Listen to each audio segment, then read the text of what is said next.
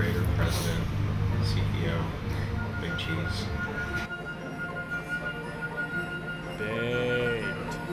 Baked has been running since July 2006. During Little 5, my freshman year, my mom, whenever I'd come home, my mom would always give me a batch of chocolate chip cookies to bring back with me. And one night I broke them out for some friends of mine that were over, and they all loved them, and the idea kind of popped into my head that you could just call up a number and get hot cookies delivered to your door.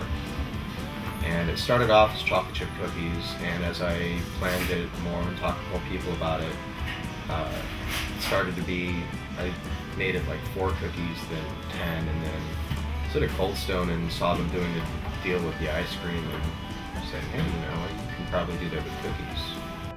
I know Jared Schneider very well. He's a former student of mine, and he was a rebel as a student. I fought with my teachers constantly in school. They would tell me to do something, and I'd ask why. They wouldn't be able to give me a good answer, and I needed a reason for something. I was always trying to find out why things were happening, and teachers told me that I'd make a good lawyer someday. He never did what he was told.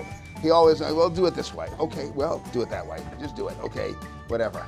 He was a curse and a blessing, but mainly a blessing. 2 roads that diverge in a wood, and Jared never took the road that was traveled by others. He chose the road less traveled by. And so far, and I think for a long, long time, and maybe even forever, he will make a big difference.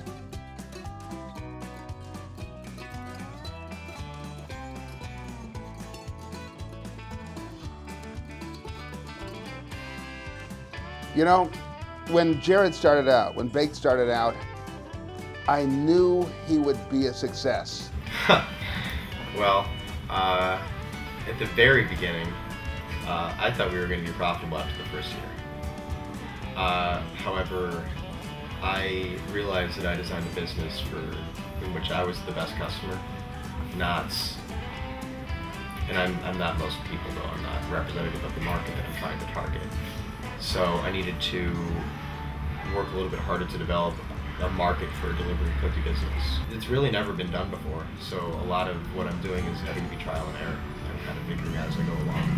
When you open up a pizza place, there's books and volumes written about how to open up a pizza place. There's nothing about this. It probably is not as hard as raising a kid. It can be a few months, just in terms of working through the Monroe County Health Department, working with the city through our planning department, you know, which controls zoning and use of properties in the downtown.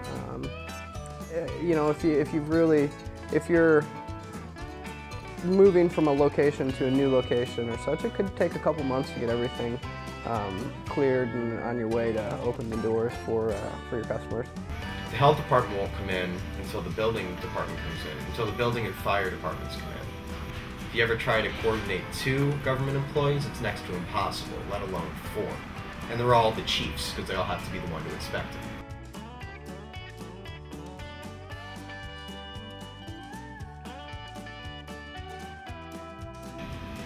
I compete with them the same way I compete with anyone else. I have a better product than them, and we're local. And you walk in here and you feel at home. You don't feel like you're in a donut shop. You don't feel like you're standing outside in the cold. You're at home. There's fresh baked cookies. That's what the store always smells like. We don't make the cookies in the morning and sell them all throughout the day. They don't exist until you order. And from there, the cookies, they're just really good. Most businesses die before age 5. We've seen some food establishments not make it, you know, past 3 to 6 months. 80% are dead before age 20. We're staying at 313 East 3rd Street, or we're going bust. It's an underdog business. Was the world ready for his idea of a cookie that didn't get extruded out of a nozzle, that wasn't like a flat, like a hockey puck? We don't really need to compete on price because we compete on quality instead.